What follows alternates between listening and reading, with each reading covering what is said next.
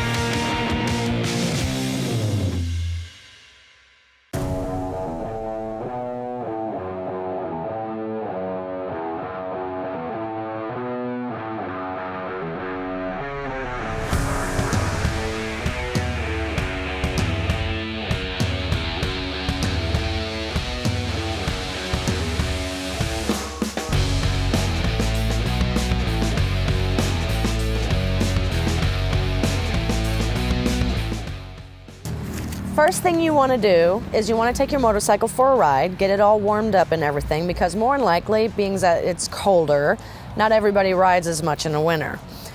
Contaminants and water can build up in your oil whenever it gets cold from sitting, so riding it and heating it up will kind of draw out some of that moisture in it. You're going to also want to if you have a chain-driven bike, because you're going to want to lube your chain up for winterization. It'll also help get your chain heated up for good lubrication. Next, we are going to tackle the fuel system. Water and oxygen are the things that cause fuel to go bad. To eliminate oxygen, we're going to fill up our tank all the way to the top, not over full, but to the right level, to get all that so there's no air pockets. Then you want to put in a fuel stabilizer. That will help the fuel keep water from contaminating the fuel and causing it to gum up any of your components inside of your fuel tank.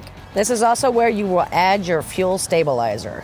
Everyone prefers different brands. You can find fuel stabilizer at different places: Walmart, AutoZone, any auto parts place. Once the stabilizer is inside the system, you're going to want to run your motorcycle so that way it gets through the whole engine. Now you want to clean and lube your chain. Your chain should still be warm enough for the lubrication to properly penetrate the chain to keep it from rusting and protect it from salt during winter months.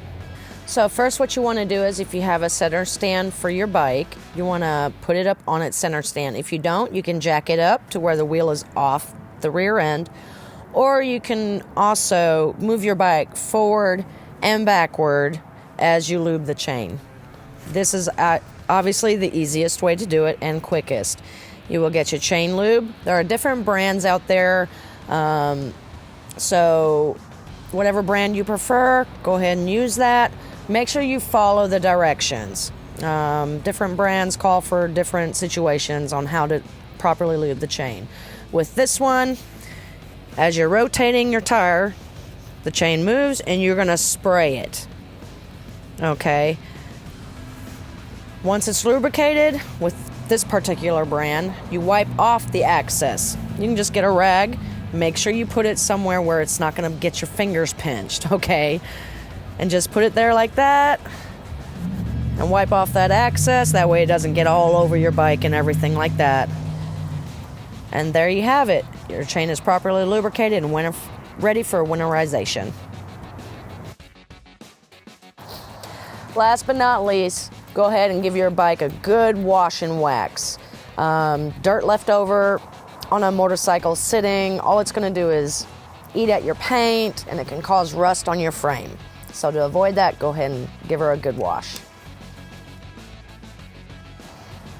Now it's ready to be stored, whether that's in a garage, in a carport, or if you don't have any of those things, make sure you get a cover for your motorcycle. And periodically, if it's a cover, you want to take it off, wipe it down, because moisture will build up on top of your motorcycle. This is where the waxing comes in. It'll protect everything from that. Also, make sure you check your tire pressure. Over time, from sitting, it can create flat spots on your tires. So to avoid that, periodically check your tire pressure, move the bike forward so it sits on a different spot at least once a week. And you also are going to want to go ahead and start your motorcycle at least once a week. Also remember, the battery will go dead if not in use. So invest in a battery tender, hook that sucker up, and let the tender do his job to keep your battery at a full charge. If you do all these steps and properly prepping your motorcycle for winter storage, then you should be good to go by the time springtime comes around and you can get on it and just ride.